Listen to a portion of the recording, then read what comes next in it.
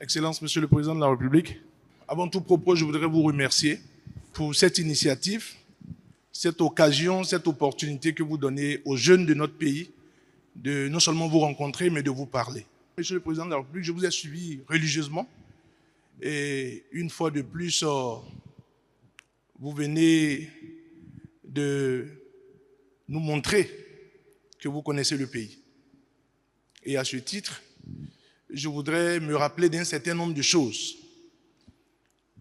La jeune sœur, lorsqu'elle a pris la parole, disait tout à l'heure qu'elle souhaiterait qu'on parle de l'aspect économique ou matériel des choses. Et je trouve que, fondamentalement, c'est ce qui préoccupe nos jeunes. Mais est-ce que nous pouvons valablement parler de l'aspect économique et matériel, prioritairement en ce qui concerne les jeunes, sans évoquer la loi sur l'embauche? La loi sur l'embauche qui aujourd'hui, d'une manière ou d'une autre, je vais dire, canalise la question de l'emploi dans notre pays. J'ai lu, j'ai travaillé, je dirais, je ne sais pas si c'est un avantage, mais j'étais encore au Parlement lorsque cette loi a été votée. Et je me souviens, comme si c'était ce matin encore, je disais à ceux de votre majorité que c'est une loi qui va véritablement précariser l'emploi dans notre pays. Et je disais que les initiateurs de cette loi, lorsqu'ils ont travaillé autour de cette loi, ne se sont pas mis dans la position du plus faible. Ils s'étaient mis surtout dans la position de l'employeur. Cette loi ne favorise pas, ma foi, sans parti pris, l'éclosion de l'emploi dans notre pays et la pérennisation de l'emploi dans notre pays. Cette loi, d'une manière ou d'une autre, fragilise les chercheurs d'emploi. Cette loi ne donne pas de garantie fondamentale à celui qui cherche de l'emploi. Cette loi, en un seul mot, conforte la position de l'employeur. Je finis de dire ça, Monsieur le Président de la République, lorsque j'insisterai aussi sur le fait que, suivant votre développement, vous avez insisté sur le fait que, au lendemain de la conférence des forces vives de la nation, notre pays a fait l'option d'aller vers le libéralisme économique.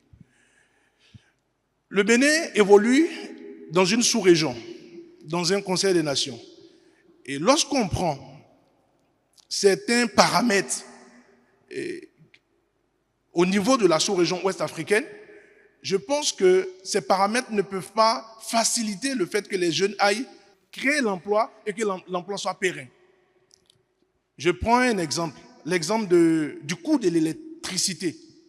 Le coût de l'électricité pour un jeune qui veut se mettre à son propre compte, le coût de l'électricité ne peut pas permettre qu'il puisse avoir un emploi qui va durer dans le temps et un emploi d'une manière ou d'une autre qui sera rentable.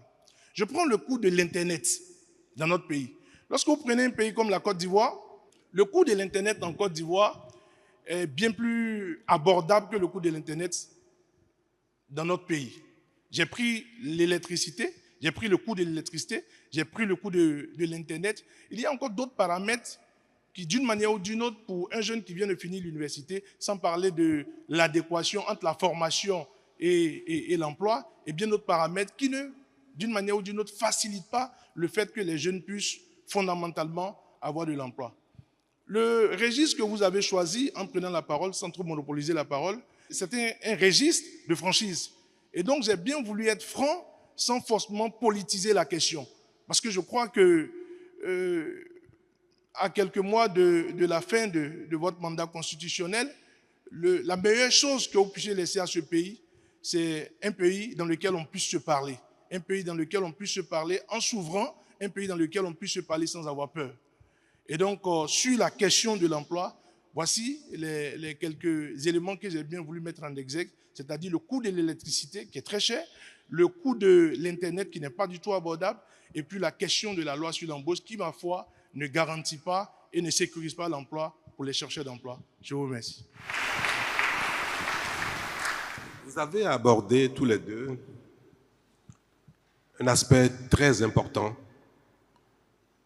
de notre bilan de trajectoire.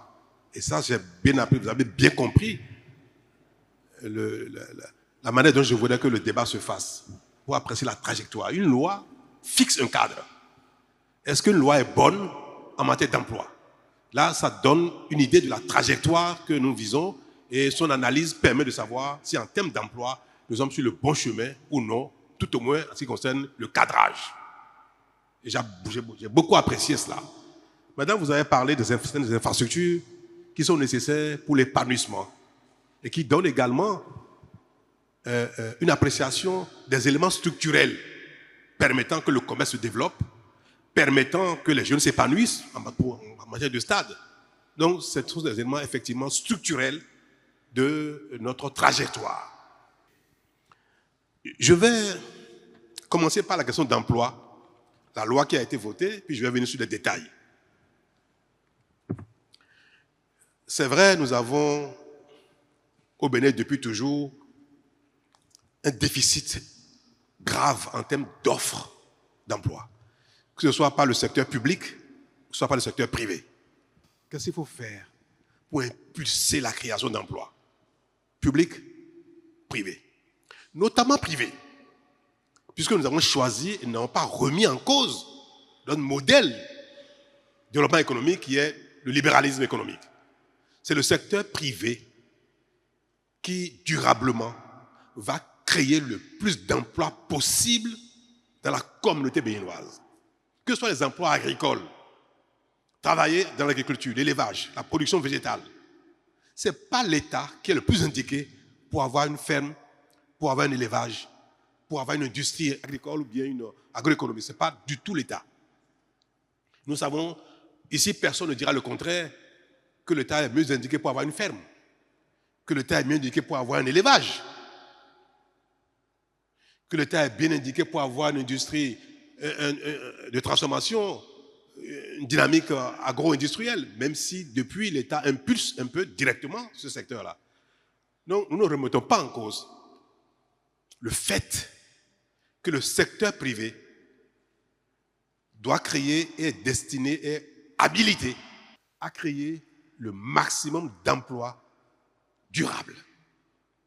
Durable, ça veut dire quoi? Et ça veut dire durable pour l'employé qui est employé dans l'économie ou durable pour le secteur. Une industrie que vous allez venir installer demain, vous, si vous avez les moyens. Vous êtes financé, vous avez le besoin, vous avez des partenaires, vous créez une industrie. Qu'est-ce qui est plus important pour vous? Et qu'est-ce qui fera que cette industrie va traverser le temps? 5 ans, 10 ans, 20, 99 ans, et vous allez passer la main à vos héritiers. Est-ce que ça va être le fait que celui qui y travaille est rassuré d'avoir son emploi jusqu'à sa retraite? Ou bien c'est le fait que l'unité de production va produire et traverser le temps? Qu'est-ce qui est plus important que les deux? Pour le Bénin et pour vous-même, industriels, vous-même, investisseurs. On va parler franc. On va se parler, moi je n'ai pas l'habitude des langages politiques. Est-ce que c'est la stabilité pour Pierre, Kodjo, Bio et consorts? Il a un emploi, il a été embauché, il est sûr de finir sa carrière, d'aller à la retraite, d'avoir un salaire convenable tout le temps. Est-ce que pour vous, c'est ça qui prime par rapport à la durabilité de l'entreprise elle-même? Sur les principes. Répondez-moi. Monsieur le Président, si je dois répondre, je dirais que je vais vous retourner la parole parce que je n'ai jamais été employeur. Mais vous avez sûrement envie de devenir un jour quelqu'un d'important, de riche et de créer des emplois. Probablement. Mais vous avez sûrement à la maison un gardien, une nounou, non? Bon, vous avez une nounou? Oui, j'ai une nounou. Est-ce que vous avez une nounou pour vos enfants? Vous avez une femme de ménage pour vos enfants? J'ai une nounou pour les enfants. Vous avez une nounou pour vos enfants? D'accord. Oui. Pour vous, qui payez la nounou, qu'est-ce qui est plus important pour vous? Est-ce que c'est le fait que la nounou soit là pour 20 ans, 50 ans, par son salaire? Ou bien c'est le fait que votre femme, vos enfants, aient le meilleur service de nounou? Qu'est-ce qui prime pour vous? Par rapport à votre nounou, par rapport à votre chauffeur, qu'est-ce qui prime? Je n'y ai pas pensé. Je n'ai pas pensé à ça. Oui. Non, je n'y ai pas pensé. Non, je n'y ai pas pensé. Je n'y avais pas pensé. Oui, non, mais je n'y ai pas pensé. Vous n'avez pas pensé à ça? Non, je n'y ai pas pensé, Monsieur le Président. En fait, il a répondu à la question.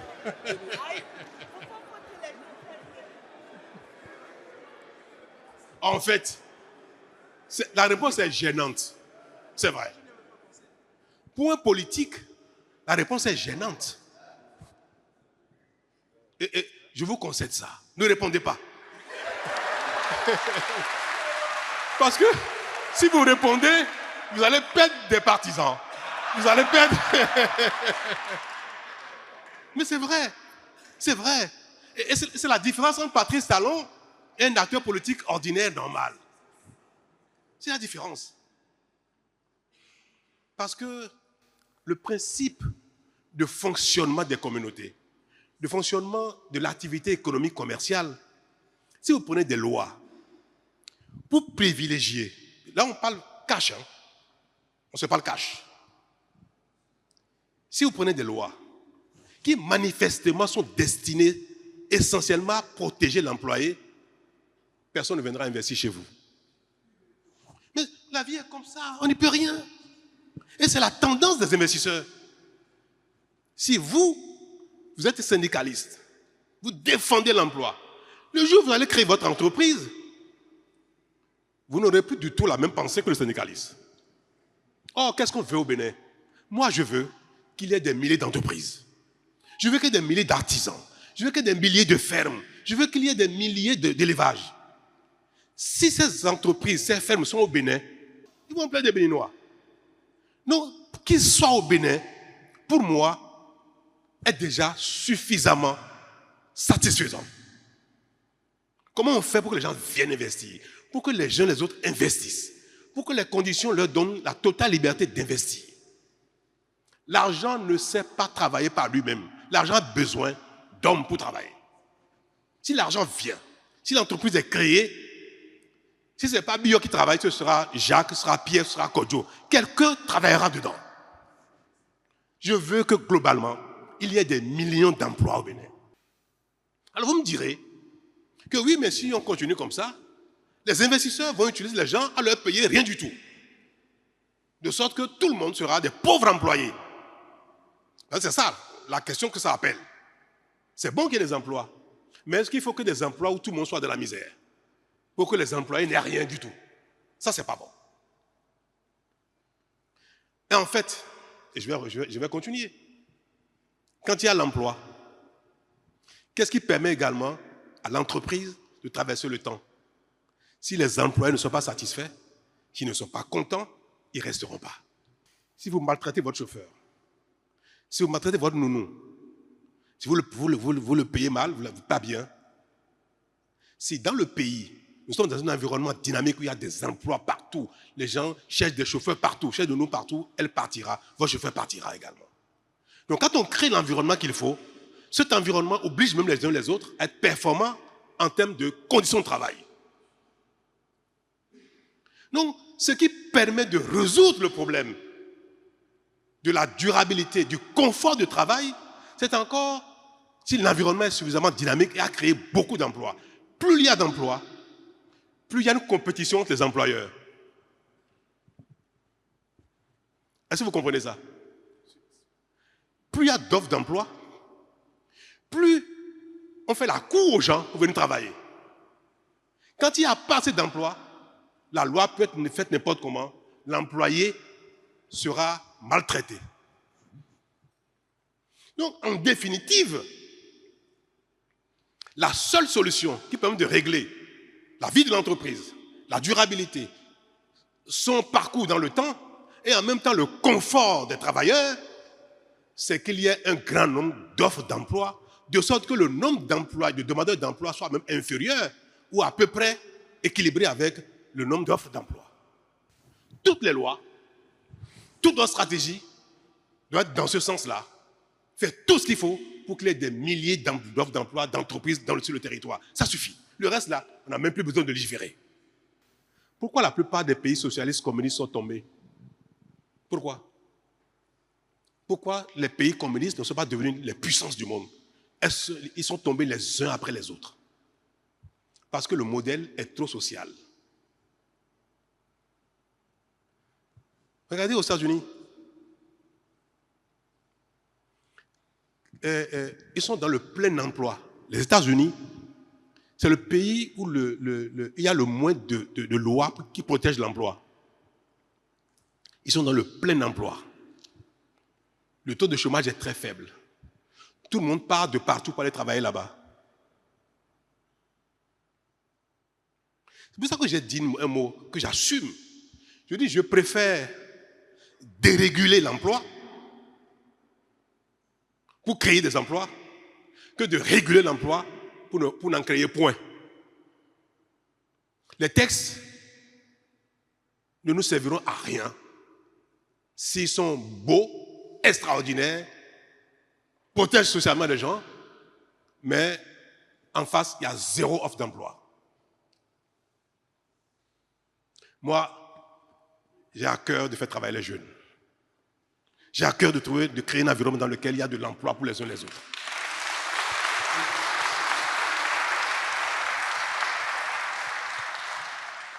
Et j'essaie de mettre mon expérience, un peu mes connaissances, au service de mon action dans la charge. Est-ce que j'ai de plus que vous? Et vous l'avez confessé tout à l'heure. Vous voulez accéder au pouvoir politique. Vous voulez créer des emplois. Vous voulez administrer le pays, vous voulez administrer les entreprises, et vous dites, je n'en sais rien de tout ça, je ne vais pas réfléchir à ça. C'est grave. C'est grave pour un homme qui a une vocation politique. C'est grave. C'est grave. Vous voulez gouverner le Bénin, des entreprises, des banques et tout ça là, et vous refusez même de réfléchir. Vous dites, je ne veux même pas réfléchir à comment faire pour que ce soit bien. C'est grave. Pas dit ce soir. Vous allez venir chez moi tous les soirs. Je vous offre 1 heure. Oui. Ah oui, je suis sérieux. Hein? Guy Mitokpe, je vous prends en témoin tous les soirs. Je vais consacrer 20 à 21 heures à Guy Mitokpe selon sa disponibilité pour venir échanger avec moi. On va travailler comme ça. Tous les jours.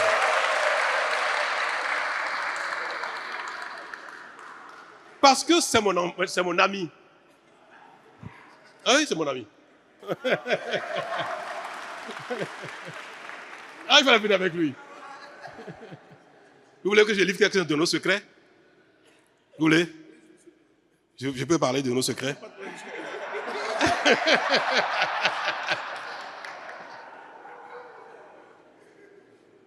Est-ce que vous savez pourquoi M. Azanaï et moi on s'est fâchés? Le président Azanaï. Vous savez pourquoi on s'est fâchés?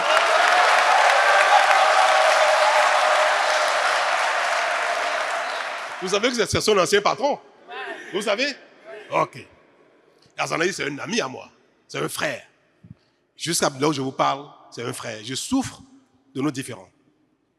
Je peine du fait que je ne le vois plus, Azanaï. Et j'espère bien quand je vais quitter la charge, dès le lendemain, on se verra lui et moi, on va s'embrasser à nouveau. J'espère.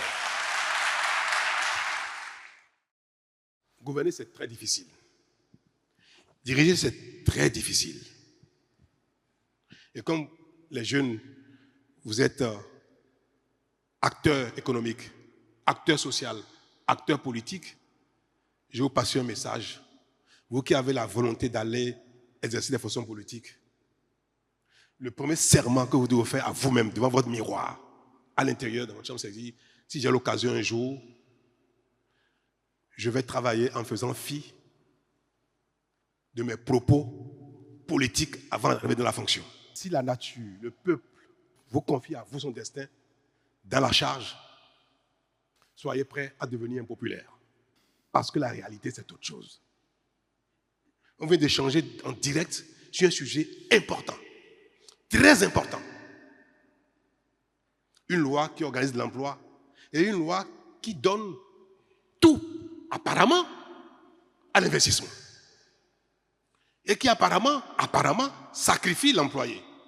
C'est un sujet éminemment sensible, difficile à évoquer, difficile à défendre quand on fait le choix de l'investissement.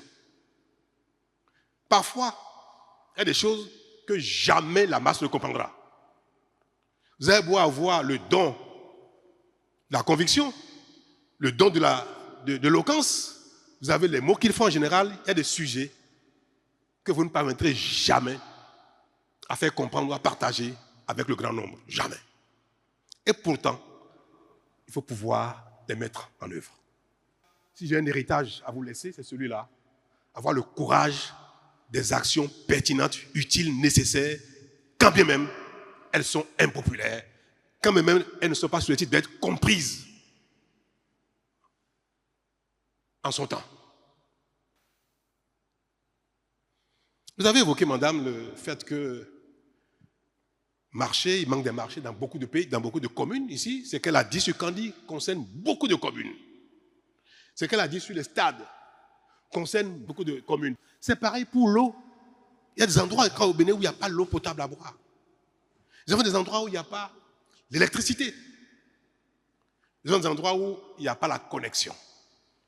Et tout à l'heure, il a dit comment on peut investir ici durablement si on a l'électricité aussi chère. Comment on peut créer son entreprise, son salon, son atelier, pour avoir des équipements qui consomment de l'énergie et l'énergie devient l'essentiel de votre intrant. Et au prix où est l'électricité, vous ne serez pas compétitif.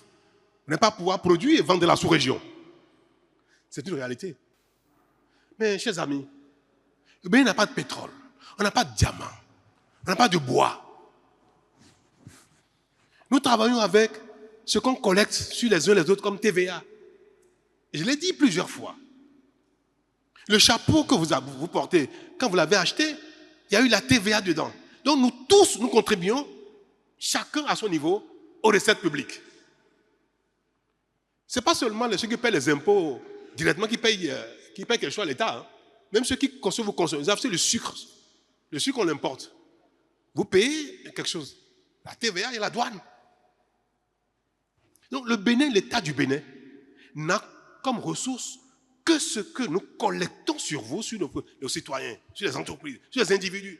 Même les plus pauvres, quand il mange un morceau de sucre, il a payé quelque chose, un petit centime. Il n'y a que ça que nous avons.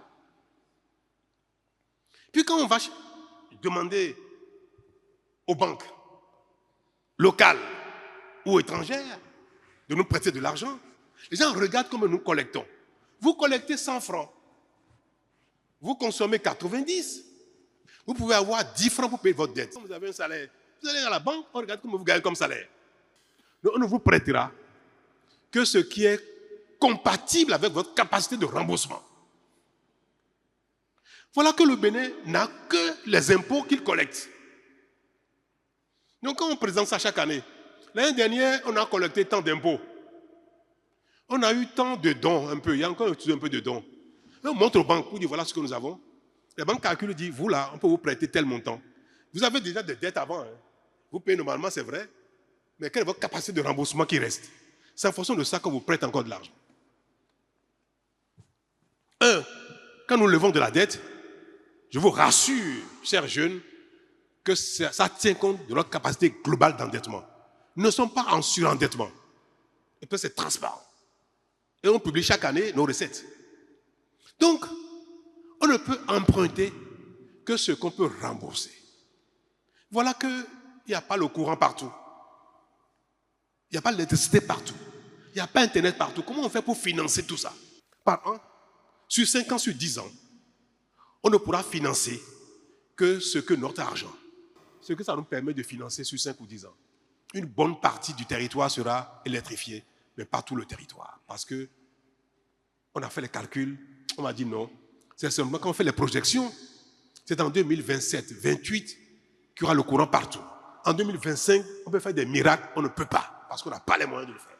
Internet, c'est pareil. C'est pour ça que des fois, il y a des choses que nous projetons, et 1 ou 2 ou 3 ans après, malheureusement, nos projections sont un peu faussées, et l'atteinte des objectifs est différée de 1 ou 2 ou 3 ans.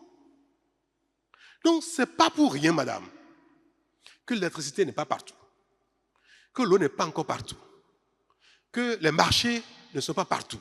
On a fait des marchés, on a fait la projection, on a fait des stades, et on sait que dans 3 ou 4 ou 5 ans à venir, la deuxième vague qui va commencer en 2026 va satisfaire encore un grand nombre de communes.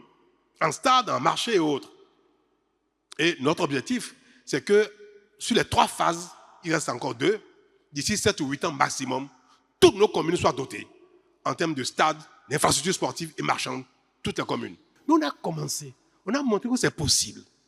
Regarde le nombre de marchés qu'il y a. Et ça donne envie. Le nombre de stades qu'il y a, ça donne envie. Donc désormais, le Bénin est capable, sur 5 ans, sur 10 ans, de faire ça. Et de répéter la même chose sur les 10 années à venir. Ce qu'on a fait les 10 ans passés, on est capable de faire encore mieux les 10 ans à venir. On a donné la tendance que nos recettes sont capables de satisfaire nos besoins. Mais le prix, quand vous allez emprunter pour construire une centrale électrique, pour faire des lignes, mais il faut rembourser avec quoi? Une partie des impôts, si on veut subventionner, et une partie avec le prix que payent les consommateurs. Donc l'électricité, le prix de l'électricité, c'est exclusivement lié aux besoins d'investissement financier que nous faisons, à l'entretien des équipements et au coût d'exploitation, au salaire, des temps et consorts. Donc quand on fait les calculs, on divise par le nombre de kilowattheures qu'on produit, le nombre d'abonnés qu'il y a, on regarde combien chaque kilowattheure doit être vendu. Sinon, vous allez investir partiellement, vous n'avez pas payé votre dette et vous ne pouvez plus investir pour la suite. Si vous ne payez pas la dette, vous n'aurez pas de financement pour faire le reste. Donc pendant qu'on fait une partie, on doit montrer qu'on paye les dettes. La phase 2, vous nous prêtez pour faire le reste. Nous avons eu tort d'avoir été en retard. Nous avons eu tort d'avoir fait un Maria Gleta à 40 milliards qui n'a pas allumé une ampoule. Aujourd'hui, pour faire la même chose, il nous faut 2 fois plus d'argent.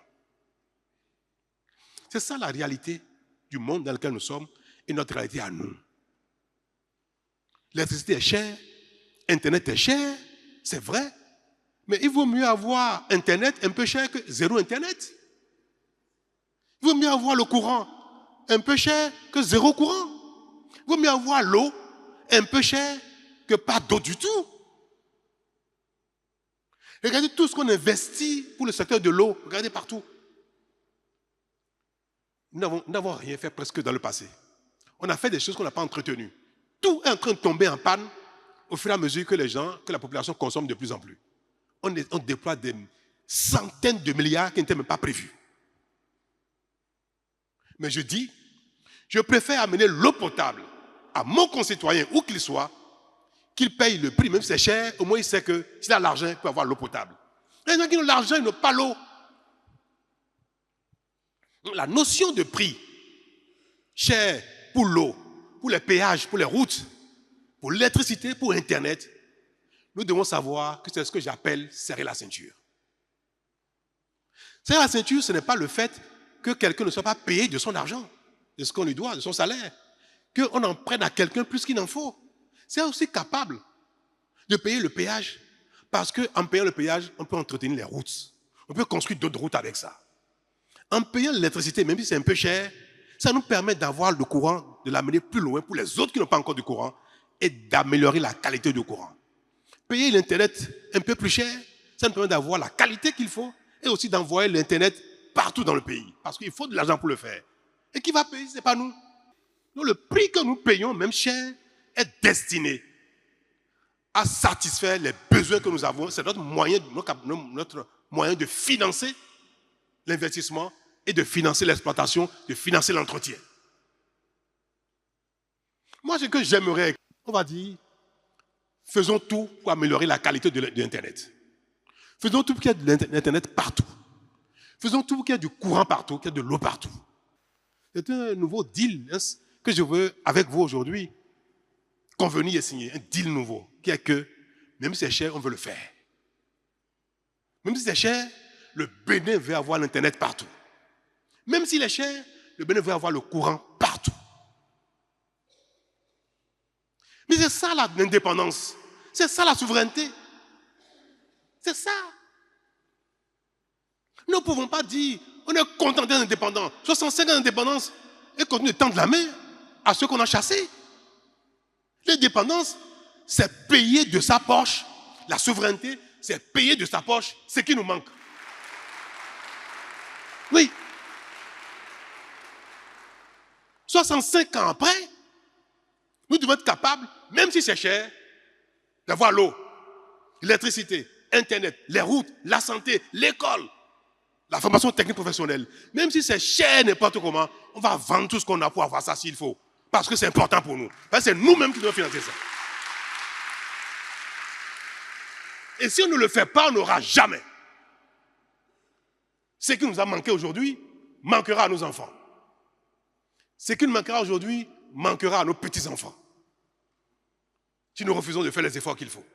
Ça va limiter notre développement de notre entreprise, de notre PME, de notre atelier, ça va limiter le développement. Mais si on réussit à le faire en qualité, et que aussi le courant va partout dans les plus petits villages, les gens ne seront plus tenus de venir à Cotonou travailler parce qu'eux aussi ils ont le courant là-bas. Et je vais me développer moins parce que je peux être le courant.